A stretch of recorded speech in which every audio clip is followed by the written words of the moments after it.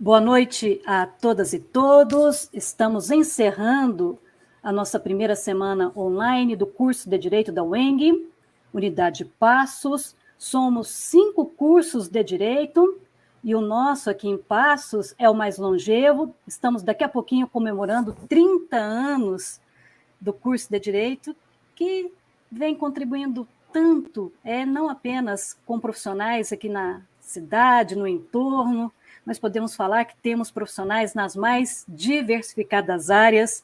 Olá, boa noite a todos e todas. Estamos não apenas em Minas Gerais, mas no Brasil todo.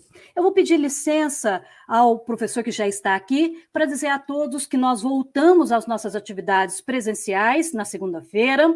Nós fomos levados por circunstância a essa semana online, porque o nosso prédio estava em reforma, mas acaba que trazemos essa novidade, não apenas do canal agora, o curso de Direito conta com um canal no YouTube, mas passa a ser parte das nossas atividades a semana online, para que a gente possa ter aqui profissionais das mais diversas áreas contribuindo aqui com o nosso início de semestre.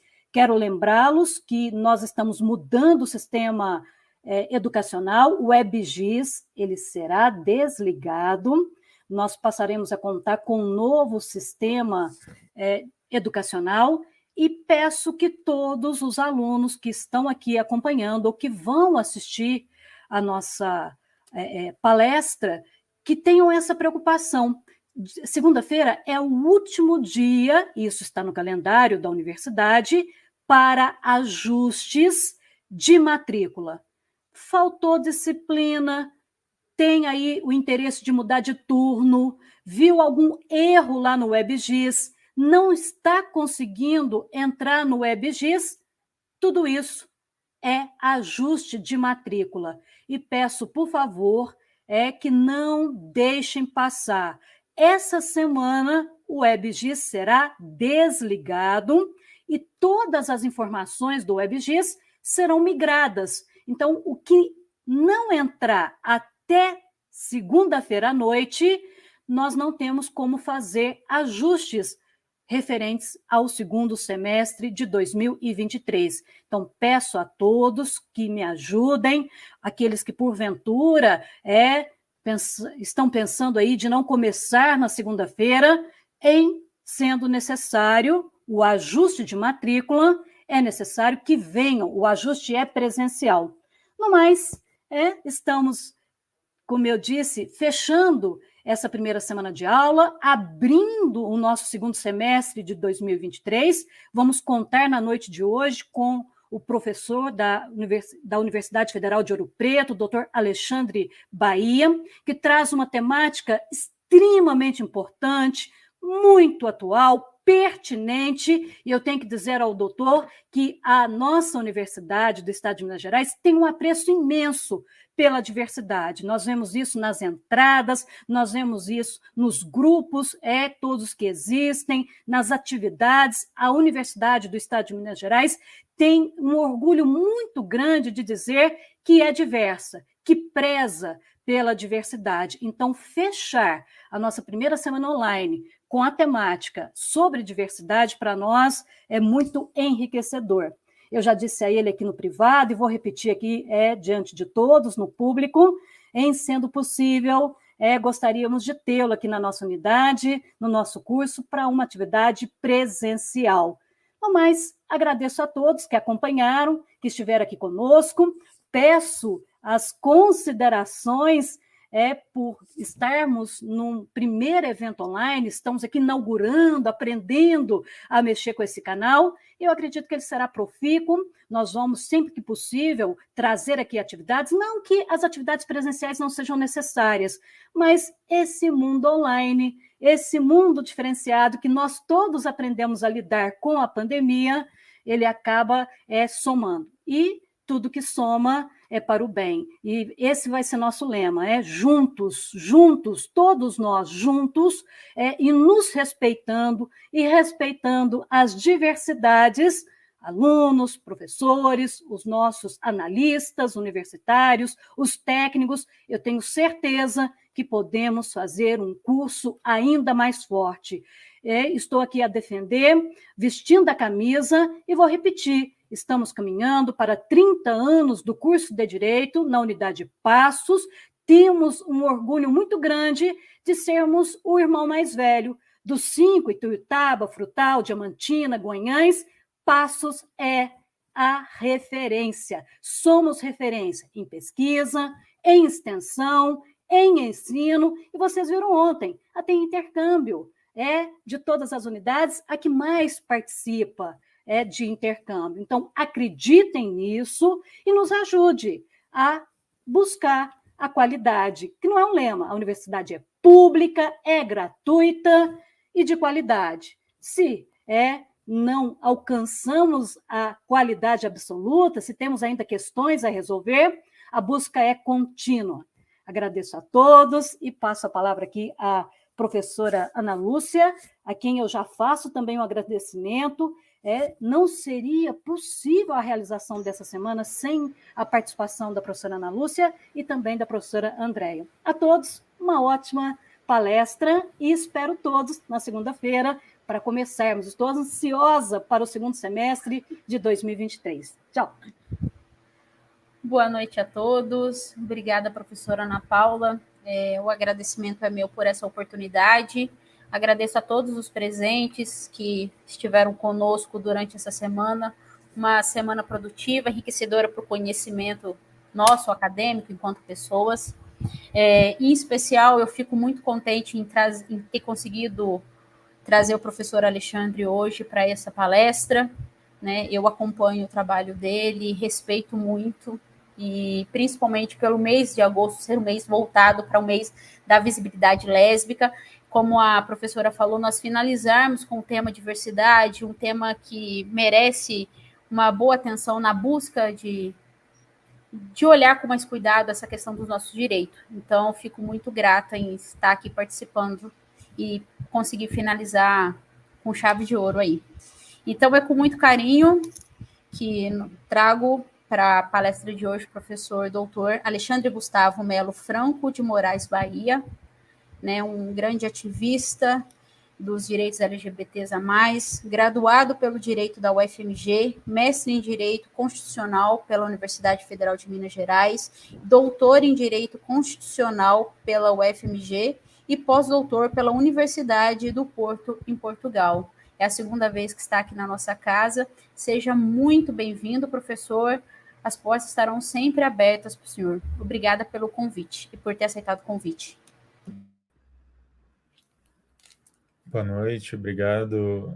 Eu queria agradecer ao UENG, ao curso de Direito da UENG, especialmente aqui as professoras Ana Paula e Ana Lúcia que estão presentes. Agradecer a toda a coordenação, a realização desse evento e de poder participar desse evento. Fico muito feliz de estar participando de um curso que já vai aí fazer 30 anos. Acho que é um marco extremamente importante, e extremamente importante a gente esteja falando de uma universidade pública, com todos os percalços que a gente muitas vezes passa, mas a gente continua aqui produzindo conhecimento, né? Eu estou lá em Ouro Preto, estou lá na Federal de Ouro Preto, e vocês aí em Passos, a gente está aqui construindo conhecimento, colocando, tirando, na verdade, o direito, muitas vezes, do seu lugar de conforto, e o colocando numa situação de desafio. E é muito sobre isso que eu quero falar hoje, um desafio que é falar sobre diversidade. Foi lembrado que esse é o mês da visibilidade lésbica, né? A gente falou no mês passado sobre a questão do orgulho da minoria LGBT+, e muitas vezes, a gente tem falado muitas vezes sobre a questão da diversidade. A diversidade, eu vou falar aqui especificamente a questão da diversidade sexual de gênero, que é minha pesquisa, tem sido minha pesquisa há 15 anos, né? Com vários temas. E atualmente tenho pesquisado a questão da saúde. Nos últimos 3, 4 anos tenho pesquisado a questão da saúde, do direito à saúde de pessoas LGBT. Mas quando a gente fala sobre diversidade no direito, e a primeira coisa que eu acho que é importante da gente deixar claro é que o direito tal qual a gente conhece, ele não foi preparado, ele não foi pensado para responder à demanda da diversidade. Então, quando a gente está falando sobre a minha pergunta, né, e eu estou falando então que o direito é capaz de responder às demandas por diversidade, a primeira resposta mais direta é não. O direito não foi pensado para isso.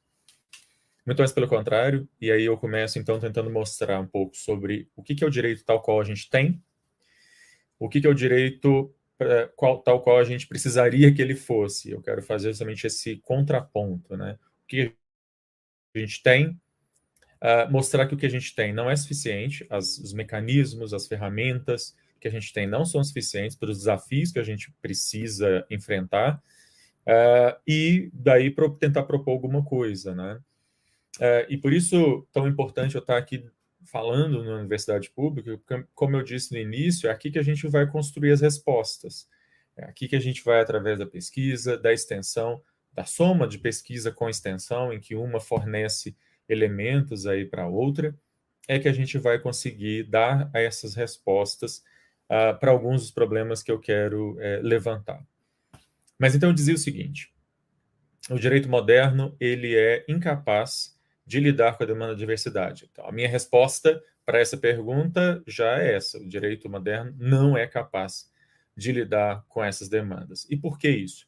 Porque a modernidade ela é pensada de forma binária. O pensamento moderno ele é binário. Binário significa que eu tenho um dentro e um fora. Direito é, como diziam ou dizem os alemães, o direito é Recht e Unrecht, direito e não direito. Eu só tenho duas possibilidades, quem está dentro e quem está fora. Se a gente pensar com relação, se a gente traz essas questões para a história do direito moderno, europeu, judaico, cristão, ocidental, né, e europeu, portanto, a gente vai perceber que a base do direito é sempre a construção com base no outro, o que é diferente. Então, o não europeu, o não cristão, o não homem, inclusive, todos aqueles que não são o padrão, não fazem parte daquele padrão, eles estão de alguma forma fora daquilo que é a base sobre a qual a gente constrói o direito moderno. O movimento das mulheres, né, todos os vários movimentos feministas vêm desde o século XIX, mas particularmente a partir do século XX, lutado muitas vezes para, no primeiro momento, para a inclusão das mulheres nos mesmos direitos que os homens já tinham. E esse é um movimento que vai pegar duas formas de igualdade.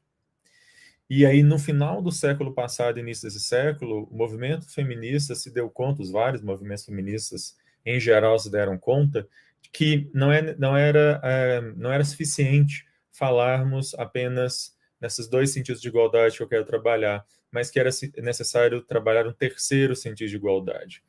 Meu argumento aqui, então, central, é de que pensar diversidade é pensar na igualdade. Por mais paradoxal que possa parecer, mas aí aqui a minha questão é: o direito de igualdade ele possui três dimensões. No primeiro momento, entre o final do século XIX e início do século XX, eu vou usar o movimento feminista como um exemplo para falar sobre isso, porque ele é um movimento de longa data. As mulheres lutavam pela isonomia, a igualdade perante a lei. Mulheres não podiam votar, mulheres não podiam exercer comércio sem autorização do marido, mulheres não podiam nem, muitas vezes, estar na rua, estar fora do espaço doméstico, porque se elas fossem mulheres de respeito, né, se elas fossem, como o Código Penal brasileiro dizia até muito pouco tempo atrás, se elas fossem mulheres honestas, né, o espaço da rua não era o espaço das mulheres. E aí as mulheres, então, lutam pelo direito à igualdade, pelo direito de poderem ser tratadas, por exemplo, com relação ao direito de voto. E aí você tem as chamadas sufragistas, que elas vão lutar por isonomia, todo mundo igual perante a lei. A lei não deve distinguir pessoas de acordo, por exemplo, com seu gênero, assim como a lei não deve distinguir as pessoas de acordo com a sua cor, de acordo com a sua raça, de acordo com a sua religião ou ausência da mesma, de acordo com qualquer outra coisa, todo mundo tem que ser tratado igual perante a lei. Isso está na nossa Constituição, no artigo 5º, isso está em várias declarações de direitos dos séculos XVIII e XIX, inclusive.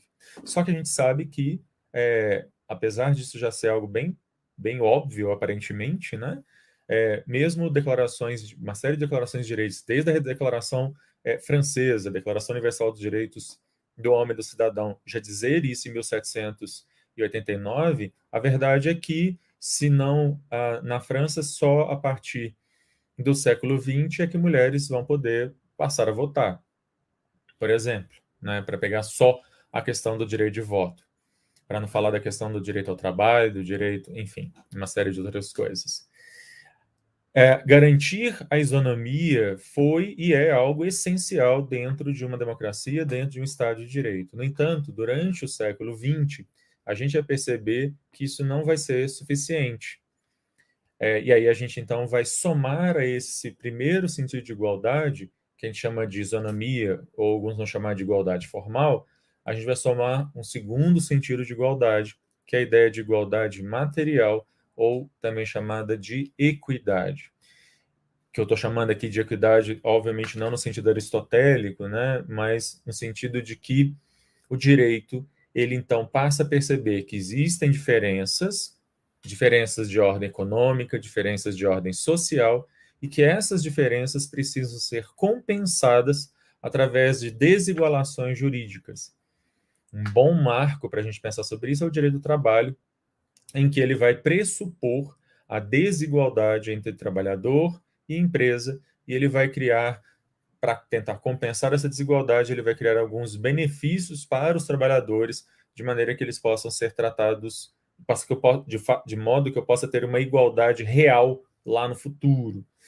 E é interessante, então, a gente pensar que, para a igualdade material, o direito, quando ele escolhe determinada categoria como questões de renda e classe social, o direito não vai tratar as pessoas de maneira isonômica. Ao contrário, ele vai criar diferenciações.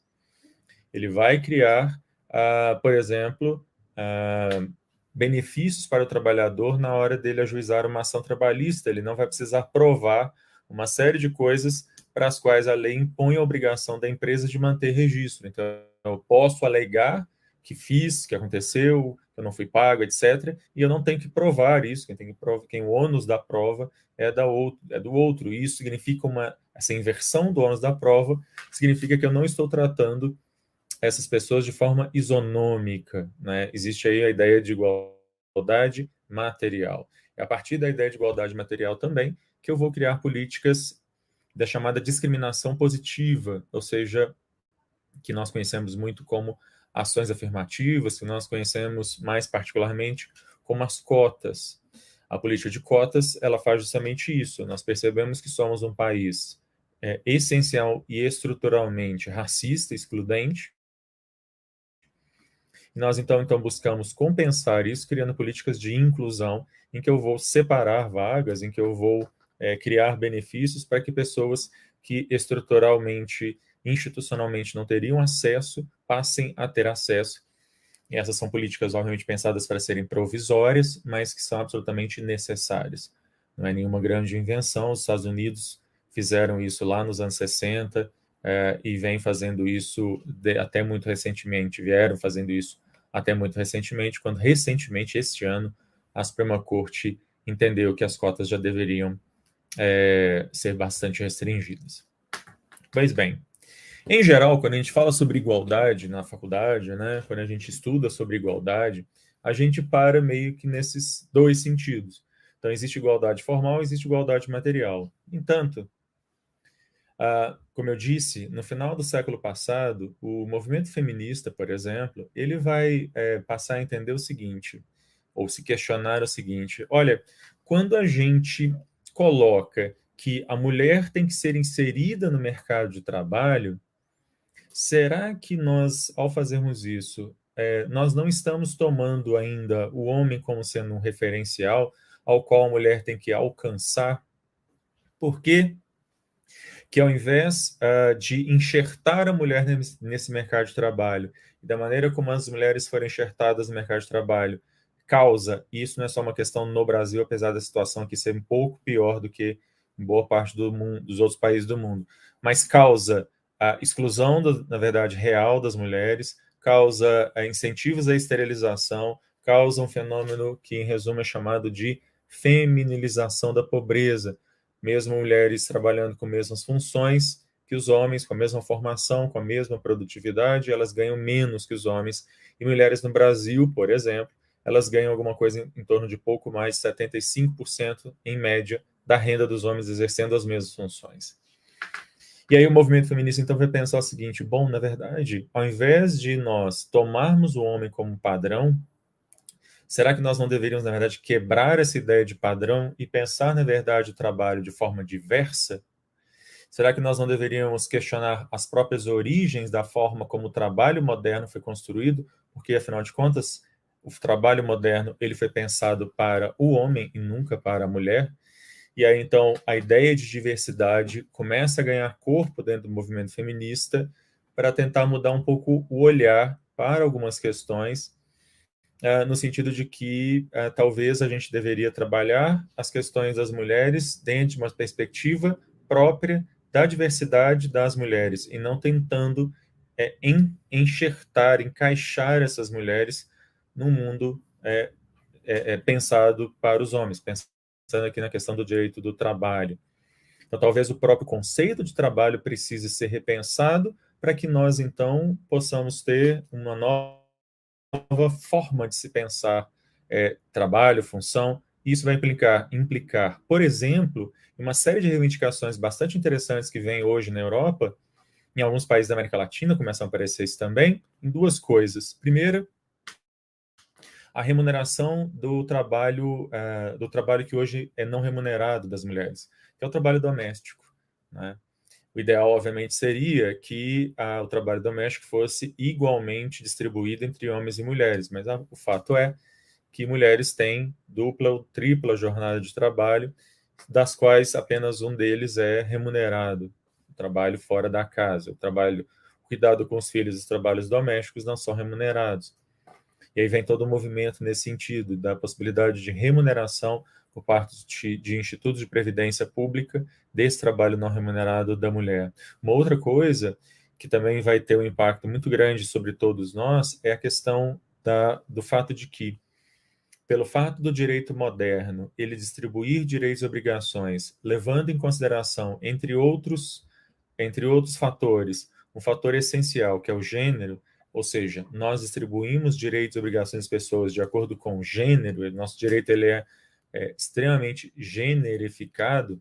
Isso faz com que, ao distribuir licença maternidade e licença paternidade, a gente então coloca, por exemplo, no Brasil, uma licença maternidade que pode ser de 4 ou de até 6 meses, e uma licença paternidade que pode ser de 5 dias até no máximo 20 dias. E isso leva, de novo, à exclusão do mercado de trabalho da mulher. Existe uma pesquisa que mostra que no Brasil, quando as mulheres voltam da licença maternidade, e aí, depois do período em que elas perdem a estabilidade garantida na Constituição, dos 5 meses após o parto, inclusive, no prazo de 1 ano depois que elas voltam a trabalhar, metade das mulheres é demitida do trabalho. Metade. Não é que seja 20%, que já seria muito, 30% já seria muito, não, são 50%.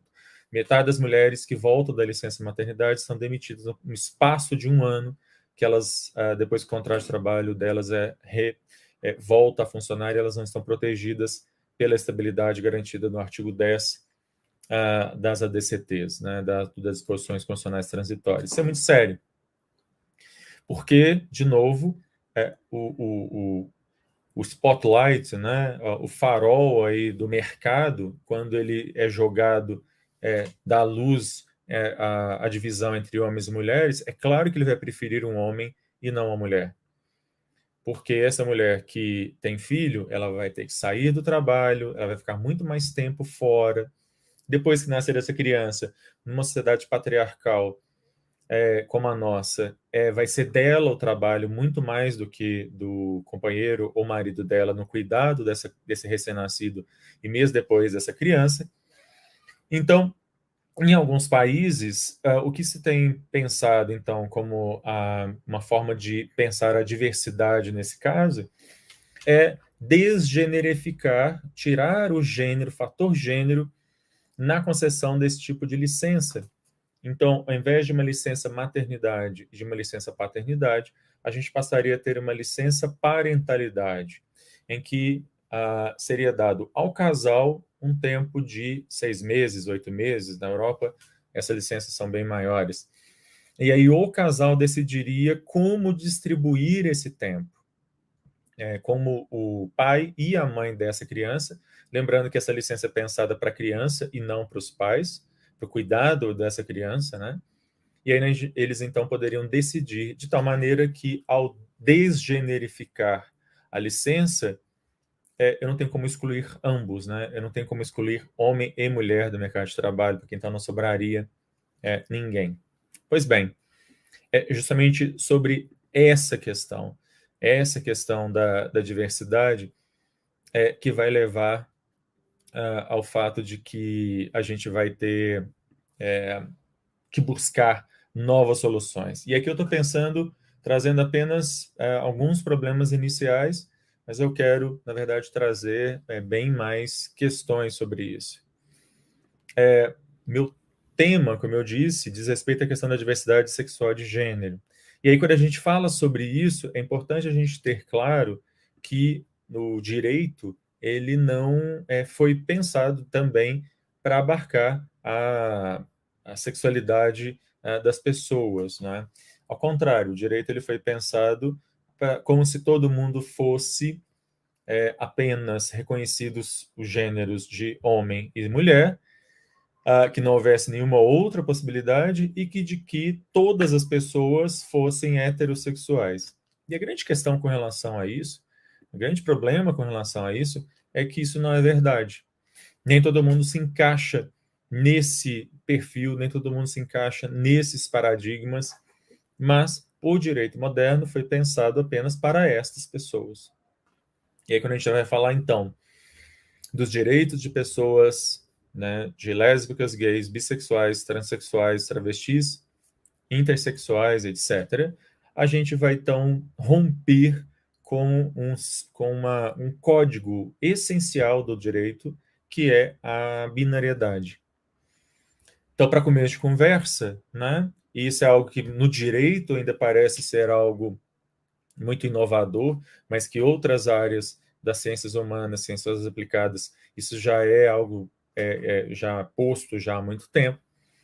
Então, em primeiro lugar, quando a gente pensa em gênero, não existem somente pessoas cisgênero, né? Não existem apenas pessoas que estão conforme o gênero que lhes foi atribuído no nascimento. Tem pessoas que elas são transgêneros, pessoas que tiveram um gênero atribuído no nascimento, mas com qual elas não se reconhecem com o gênero oposto. Eu tenho pessoas que se identificam parcialmente com um e outros gêneros. São, por exemplo, as travestis. Eu tenho pessoas que são intersexuais, pessoas que, na verdade, morfologicamente, biologicamente, elas não pertencem a nenhum dos dois gêneros, quando você olha apenas marcadores de genitália, e elas, na verdade, são e podem ser reconhecidas como uma outra possibilidade, e por aí vai.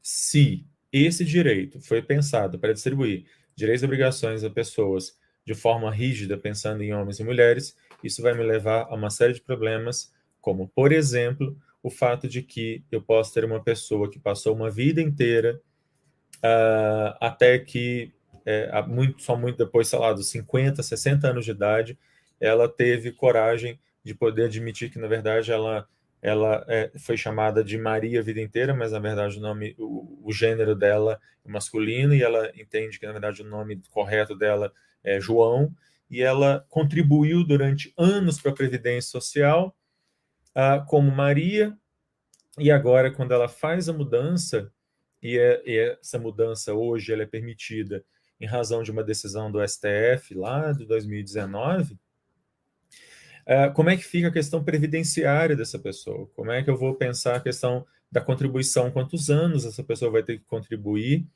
já que existem diferenças de tempo de contribuição entre homens e mulheres? Só para a gente pensar um problema, uma questão. Se a gente vai extrapolar um pouquinho mais, e só para deixar claro, com relação a essa questão simples previdenciária, há várias decisões judiciais diferentes. Há decisões judiciais em variados sentidos. Para começo de conversa, porque, e eu já devia ter falado isso desde o início, né? No Brasil não existe nenhuma lei, zero leis federais, que tratem das pessoas LGBT+. Justamente, entre outras razões, pela dificuldade que o direito, esse direito moderno, que é pensado de uma certa forma, a dificuldade que ele tem de reconhecer outras formas. Mas se a gente quiser trazer mais problemas, ainda pensando só nas pessoas trans, a gente tem a possibilidade, e não é raro, já há alguns casos assim, de homens transexuais, ou seja, pessoas que nasceram com útero e que então fizeram uma transição apenas usando hormônios, mas não houve a retirada, por exemplo, do próprio útero, e elas já fizeram inclusive a retificação no cartório para um gênero e um nome masculinos. E aí essa pessoa então resolve ter um filho, e ela resolve então fazer uma inseminação artificial, que seja feita uma inseminação artificial nela mesma. Então eu teria um homem grávido. E afinal de contas, quando essa criança nascer, que tipo de licença que eu vou dar para essa pessoa, para esse homem? Eu vou dar uma licença paternidade, que é de no máximo 20 dias, e como é que fica a proteção dessa criança, que vai precisar ser amamentada, que vai precisar ser extremamente cuidada, principalmente nas primeiras semanas, né? Pois bem, tá aí mais uma questão para a qual o nosso direito, de novo, não tem regra. Existem variadas decisões, variados entendimentos, já que o nosso legislador, o legislador brasileiro, particularmente, ele é ostensivamente omisso com relação a essas questões. Vale aqui o parênteses, né, de que nesses quase 35 anos de vigência da Constituição de 88, o legislador brasileiro ele teve centenas de oportunidades, centenas de projetos de lei, digo o legislador, e ele nunca aprovou e nem rejeitou nenhum. Todos esses projetos, centenas de projetos de lei, sem exceção, foram arquivados sem qualquer deliberação final por parte do Congresso, o que vai jogar tudo isso para o judiciário. E eu quero falar um pouquinho sobre isso ainda. Pois bem, isso então falando de identidade de gênero. A gente tem também uma outra questão aqui dentro da minoria LGBT, mas que é a chamada orientação sexual, ou seja, o direito foi construído pensando na ideia de que todas as pessoas são heterossexuais, inclusive isso reflete no registro de nascimento, em que eu vou ter lá o nome do pai e da mãe. Eu vou ter no cartório, até alguns anos atrás, eu tinha lá espaço para o noivo e a noiva, e por aí vai vários outros formulários que refletem, na verdade, a forma como o direito é pensado, está sempre pressupondo que existam nessas uniões, um homem e uma mulher, nas questões de adoção e por aí vai. Só que a gente sabe que, para além de pessoas heterossexuais, existem pessoas que são homossexuais, existem pessoas que são bissexuais, existem uma série de outras possibilidades, de formas de que aquela pessoa percebe outras afetiva ou sexualmente que não se encaixam naquele pressuposto, no background aí da lei civil. E essas questões vão ter impacto, o reconhecimento desses direitos vai ter impacto em uma série de direitos que a gente vai ter que lidar e que, de novo, para os quais não existe resposta. Só para a gente somar alguns problemas que levam a perplexidades também por parte do nosso judiciário,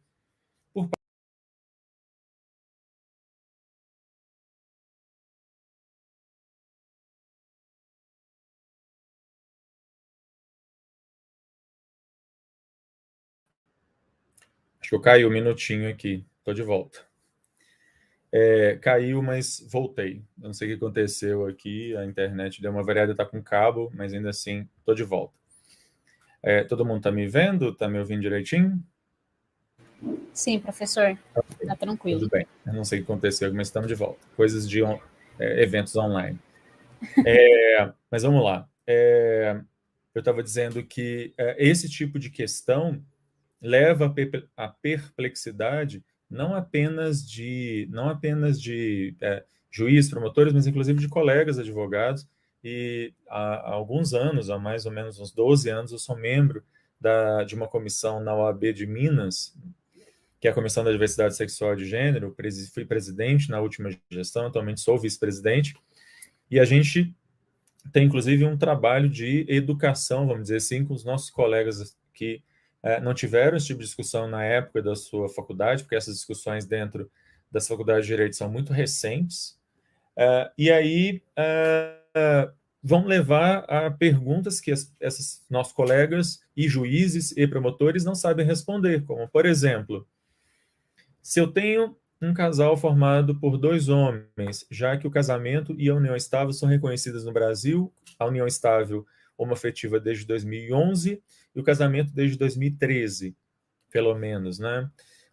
Se eu tenho esses 2 homens casados, eles resolvem ter um filho, qual é a licença, qual o tipo de licença que eu vou dar para esse casal? Vai ser uma licença paternidade, de novo, né, que pode durar no máximo 20 dias. Se eu tenho um casal de 2 mulheres e uma delas é tirado dela um óvulo que é fertilizado in vitro e é implantado na sua companheira, na sua esposa, e, portanto, ela fica grávida de um filho da sua companheira, né, de um óvulo da sua companheira, enfim, que tipo de licença que eu vou dar? Eu vou dar uma licença maternidade quando essa criança nascer, mas eu vou dar uma licença maternidade para qual das duas? Qual que é a mãe? Porque, afinal de contas, a ideia da licença maternidade é pensada para a mãe, não é? Então, vejam que, de novo, esse direito pensado de maneira generificada, ele vai levar a algumas perplexidades que, digo, com muita clareza que o nosso judiciário, o nosso sistema jurídico em geral, não tem resposta certa sobre isso, porque faltam normas que tratem dessas questões. Uma questão que eu acho que é extremamente importante da gente falar quando a gente fala de pessoas LGBT+ no Brasil é falar sobre, eu falei já da união estável do casamento, né? É lembrar que como o nosso legislador, como eu disse, ele se mantém omisso, essas questões invariavelmente são decididas apenas pelo Poder Judiciário. E aqui a gente tem, e eu queria lembrar de algumas dessas decisões. Tramitou durante mais de 15 anos no Congresso Nacional um projeto de lei para falar sobre união estável entre pessoas do mesmo sexo. Esse projeto de lei esteve pronto para votação durante anos e nunca foi colocado em votação. Em 2011, no entanto, o STF, através da DPF 132 e a DI 4277, o STF decidiu que sim, era possível a união estável de pessoas do mesmo sexo. 2 anos depois, o CNJ aprovou uma regulamentação que previu a possibilidade do casamento, já que o artigo 1723 do Código Civil fala sobre união estável, ele se remete ao artigo 1726 desse mesmo Código Civil, que fala da conversão em casamento. Então, se eu reconhecer a união estável, se o STF reconhecer a união estável, nada mais natural que ele reconheça também, fosse reconhecido também o casamento. Então, desde 2011 nós temos a união estável, desde 2013 nós temos o casamento. Essa decisão do STF de 2011, ela é particularmente importante porque ela foi unânime. É importante a gente lembrar que todos os ministros votaram a favor do reconhecimento da união estável lá em 2010. Pois bem, avançando no tempo, a gente teve a decisão do STF, da DI 4275, foi dada aí há pouco mais de 4 anos atrás, em que nós tínhamos um problema de pessoas trans que elas, por alguma razão, resolviam não submeter uma cirurgia ou estavam ainda esperando para fazer essa cirurgia de redesignação de sexo, né? Mas elas passavam uma série de constrangimentos, uma série de problemas para conseguir fazer coisas as mais corriqueiras, como matrícula numa escola, como ter acesso à saúde, né, inclusive ao planos de saúde, ou mesmo ao SUS, enfim, e para conseguir um trabalho, porque quando essa pessoa apresentava um documento, esse documento era díspare com a sua aparência, um documento que mostra uma foto e nome e gênero de um homem, quando na verdade aparece ali uma mulher, enfim. E aí, então o STF decidiu que pessoas trans poderiam fazer a mudança de nome e gênero no registro de nascimento sem a necessidade de laudos médicos, laudos psiquiátricos, sem a necessidade de se submeter primeiro a uma cirurgia, sem a necessidade até de ordem judicial, de autorização judicial, já que isso passou a poder ser feito por via cartorária. Essa é uma grande vitória que vem, na verdade, na esteira de uma série de provocações que também haviam sido feitas ao Legislativo para que ele legislasse sobre essas questões, mas ele, obviamente, não legislou sobre nada disso. Bom, uma outra decisão que é mais recente e que eu queria comentar aqui é a decisão do STF de 2019 sobre a criminalização da violência, de qualquer forma de violência, né, física, moral, contra pessoas LGBTI+, no Brasil. Essa decisão foi a ADO 26 e mandado de injunção número 4733. Essas duas ações, que foram julgadas em conjunto lá em 2019, elas vêm trazer uma discussão para o STF que foi objeto de debate também por mais de 15 anos no Congresso Nacional, que foi objeto, por exemplo, do projeto de lei 12206, mas não só dele, de vários outros projetos de lei, e que o Congresso Nacional se manteve em absoluta inércia, em omissão inconstitucional, porque o Congresso entendeu que ele não, os deputados e senadores, que eles não queriam se comprometer com seu eleitorado, nem por um lado e nem por outro, né? Nem perder o eleitorado conservador, mas também não queria votar contra para não perder um eleitorado mais progressista. E aí, esse projeto foi arquivado. Após muita batalha, muitas tentativas para que esse projeto fosse aprovado, e não foi. Então, foram propostas essas duas ações para que o STF reconhecesse o status de omissão, de mora inconstitucional do Legislativo, de não dar cumprimento ao artigo 5º, inciso 42 da Constituição, que fala que o Estado promoverá, né, a proteção dos direitos fundamentais, que o Estado vai criminalizar aquelas ações que violam os direitos fundamentais dos cidadãos. Além disso, o artigo 3º, inciso 4º, diz que o Estado promoverá o bem de todos, sem qualquer forma de discriminação, e o artigo 1º da Constituição, no inciso 3º, que fala da proteção da dignidade da pessoa humana. Então, estes e outros fundamentos foram utilizados para que o STF desse essa decisão. E essa é uma decisão bastante polêmica, porque eu já vi muita crítica a ela, boas críticas que eu acho que dão um debate importante, mas críticas muito banais, do tipo dizendo que o STF legislou, que o STF fez analogia e não sei o quê. E aí, quando o STF julga esse caso, e eu tive a oportunidade de participar dessas duas ações, advogando com o amicus curiae, advogando para um dos amicus curiae dessas ações, que foi o GADVIS, que é o Grupo de Advogados pela Diversidade Sexual e de Gênero.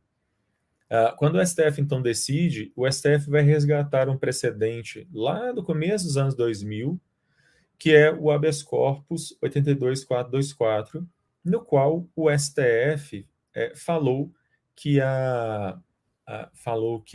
o antissemitismo era uma espécie de racismo, porque era um preconceito por raça. Ou seja, apesar da lei de racismo, Lei 7716, não falar expressamente sobre antissemitismo como uma espécie de racismo, já que, inclusive, ser judeu não é uma cor específica, não é uma procedência nacional, não é uma religião, porque eu posso ter judeus que não se encaixam em nenhuma dessas definições, o antissemitismo ele está presente ali numa discriminação por raça. A raça é um conceito socialmente construído, vai dizer o STF, lá no começo dos anos 2000, e aí então ele mantém a condenação do réu, do Elvanger, o paciente desse habeas corpus, por racismo. Né? Mais de 15 anos depois, quase 20 anos depois, na verdade, o STF pega esse precedente e vai dizer, bom, como o Congresso Nacional está em uma situação de omissão inconstitucional, ele deveria ter legislado e não legislou, ele não está numa situação de reserva legal, de princípio da reserva legal, em que ele poderia simplesmente não legislar, nós então vamos determinar ao Congresso que faça a lei, mas sabendo inclusive que o Congresso não pode não fazer nunca essa lei, o STF então reconheceu que o preconceito e a discriminação contra pessoas LGBT+, ela é uma forma de racismo, um preconceito por raça. E, portanto, e aqui é importante a gente deixar claro, a decisão do STF é no sentido de que a discriminação contra pessoas LGBT, ela já está presente na lei do racismo desde sempre, que o que o STF está fazendo é apenas dando uma sentença declaratória, ou seja, a sentença do STF ela não tem natureza constitutiva, ela tem natureza declaratória, ela não cria direito novo, ela não cria nenhuma situação jurídica nova, ela apenas reconhece algo que sempre esteve ali. Portanto, pelo princípio da especialidade do direito penal, enquanto não houver a criação de uma lei especial, vale a aplicação da lei geral. Então, o preconceito contra pessoas negras, o preconceito contra pessoas de religião de matriz africana, o preconceito contra pessoas de qualquer credo religioso, o preconceito contra pessoas por causa da sua origem nacional, o antissemitismo, a LGBTfobia, todos estes estão abarcados pela Lei 7716 de 89 como crime imprescritível, como um crime sujeito à reclusão, não mera detenção, enfim. E aí, recentemente, vale anotar que essa lei ganhou recentemente, porque foi esse ano, né? Essa lei ganhou um reforço bastante grande com a vinda da injúria racial, dessas formas, essas mesmas formas que antes eram injúria racial, elas saem do Código Penal e vão para a lei do racismo, o que torna a injúria, né, também um crime, portanto, essa injúria qualificada, né, por cor, raça, sexo, uma forma de crime também imprescritível, porque ela passa a ser efetivamente ter o mesmo status das demais ofensas por racismo.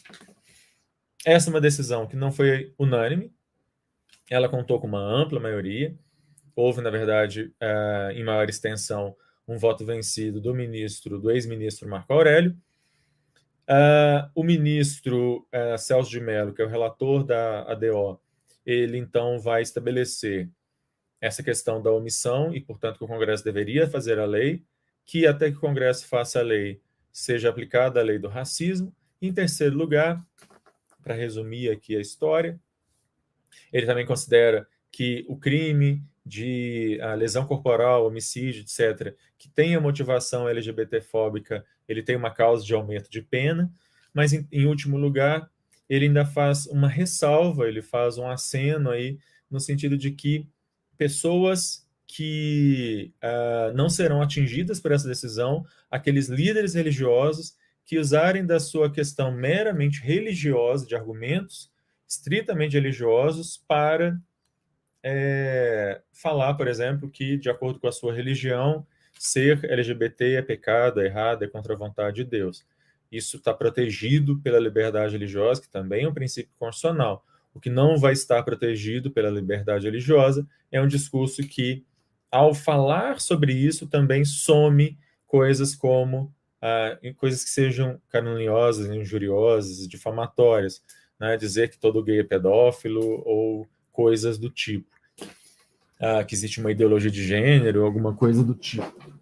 Esse tipo de coisa não está protegida pela decisão, não está protegida pela ressalva feita justamente na decisão.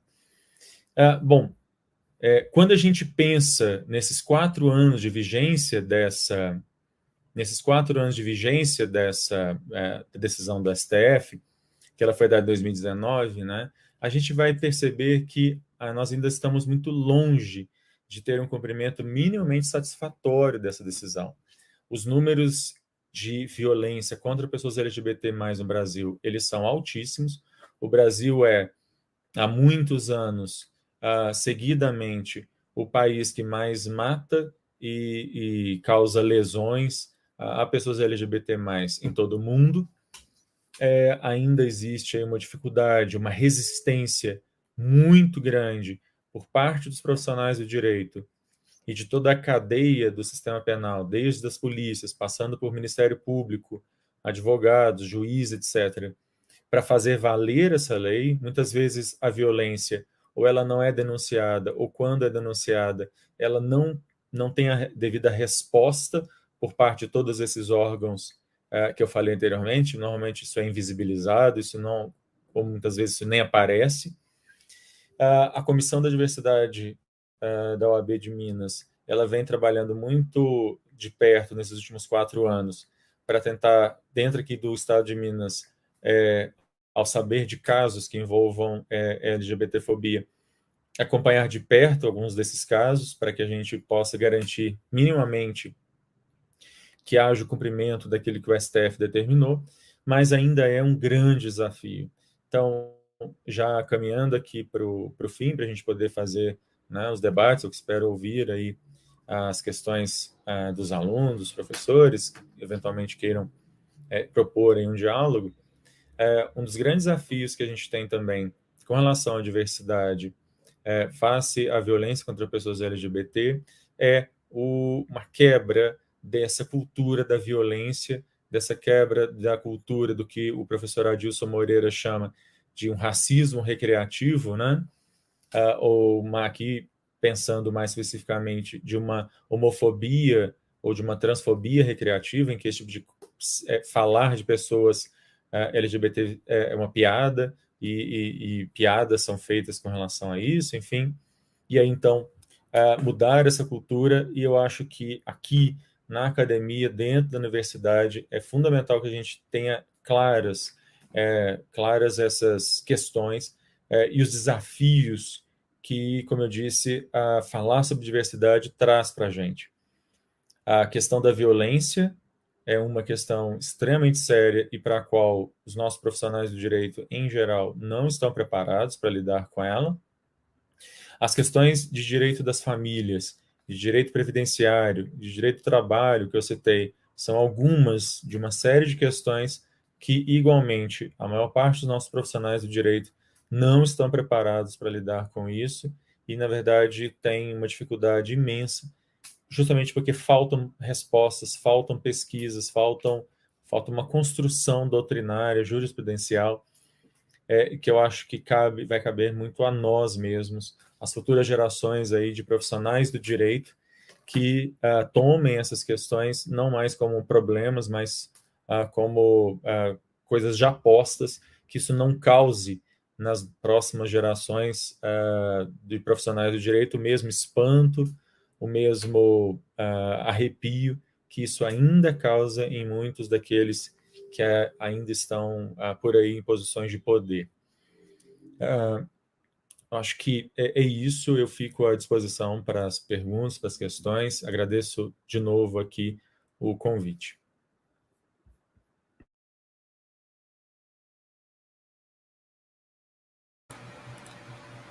Obrigada, professor. Que aula! É muito triste a gente ver em 2023 essa inércia legislativa que nós temos em relação aos direitos LGBTs.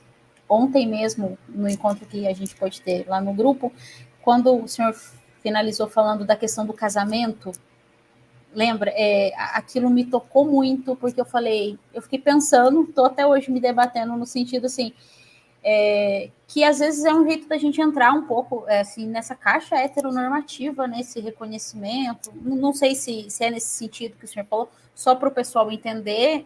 Ontem tem um grupo de estudos do professor Alexandre, de Direito à Saúde, e ele levantou dentro dessas questões que ele explanou aqui na palestra, na questão do casamento também, e trouxe essa...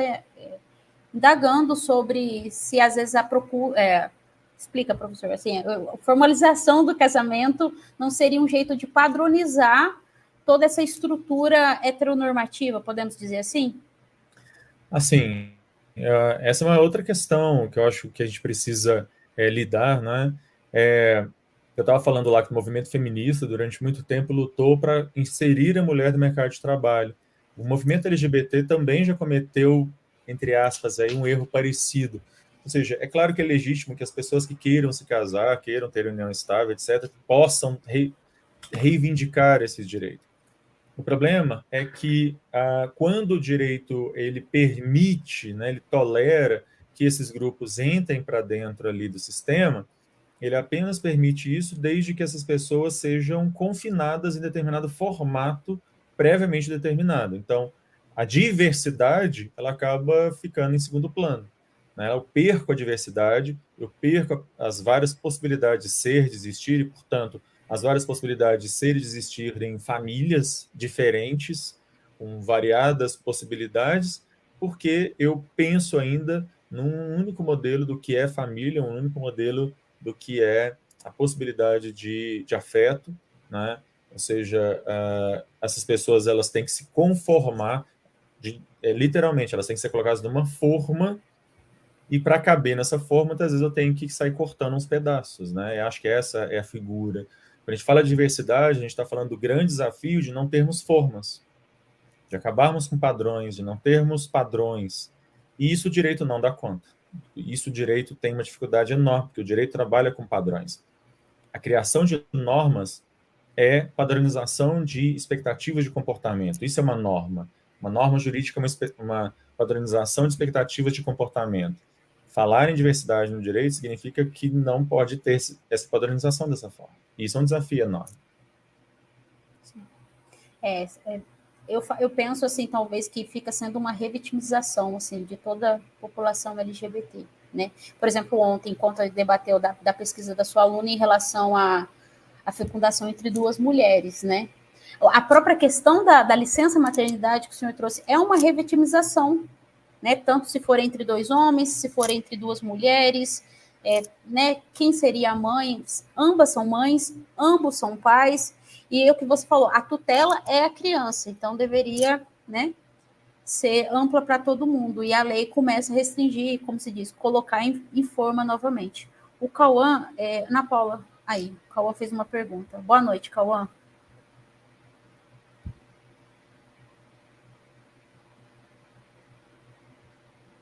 Respondendo aí a pergunta do Cauã, eu entendo que sim. É absolutamente indigno que no Estado Democrático de Direito, uma Constituição cidadã, etc., a gente seja o único país da América Latina a ter zero legislação federal sobre pessoas LGBT. Né? Não estou falando de qualquer coisa, estou falando mesmo de união estável. Né? Apesar da maioria da população brasileira ser a favor. E esse é um dado importante quando a gente pensa em a gente tem que repensar a forma da nossa democracia representativa. E aí, já extrapolando, portanto, a questão só LGBT, a maioria da população brasileira, várias pesquisas já mostram, ela é favorável ao reconhecimento da união estável de pessoas do mesmo sexo. Ora, se a maioria da população brasileira é favorável e os deputados e senadores representam a maioria, né, o princípio da democracia é o princípio da maioria, a quem eles estão representando, então, no final das contas? A decisão do STF tem mais de 10 anos, a decisão do STF é de 2011, ou seja, ela já vai para 12 anos. E aí, até hoje, a gente não tem uma lei sobre isso, continua sendo a decisão do STF. Todos os casamentos, todas as uniões estáveis e, portanto, todos os divórcios, testamentos, todos os processos de inventário, adoções, tudo que envolve direito das famílias de pessoas do mesmo sexo no Brasil se remete a uma decisão do STF lá de 2011, porque a gente não tem legislação. E entraria também no caso da decisão, da última decisão que teve sobre a decisão do Barroso, sobre a questão dos transgêneros? Entraria também nessa pergunta do Cauã, né? Ah, sim, porque, na verdade... Deixar o desígnio do juiz.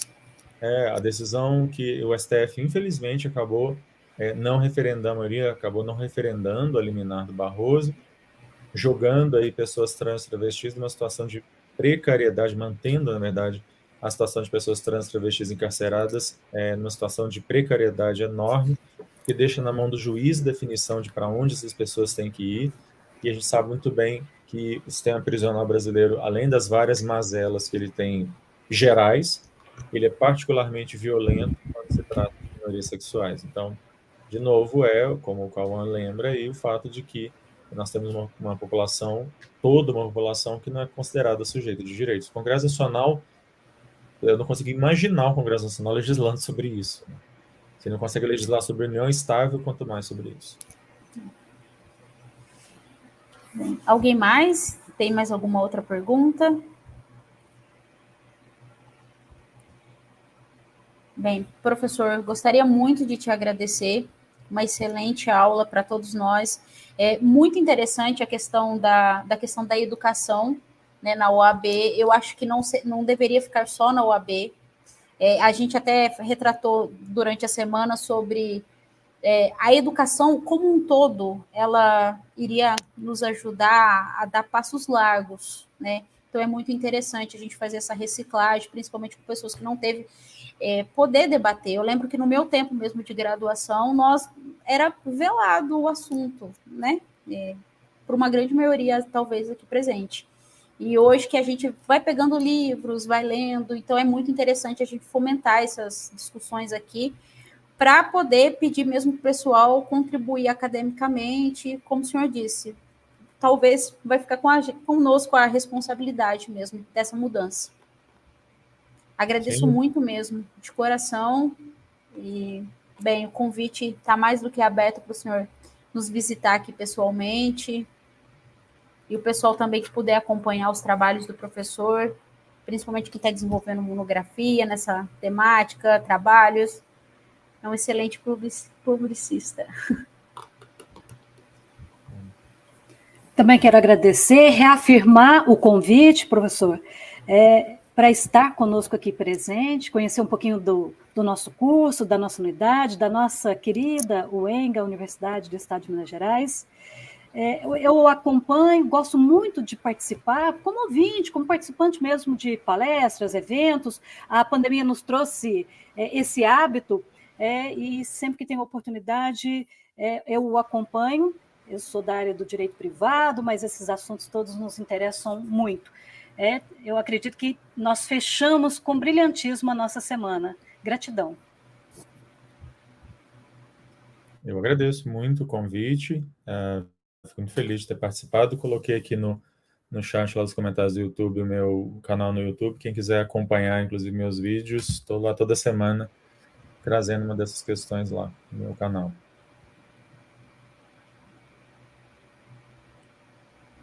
Professora Andréia. Bom, eu também, né? Eu tenho só que agradecer. Eu acho que nós fechamos assim com chave de ouro. Muito obrigada.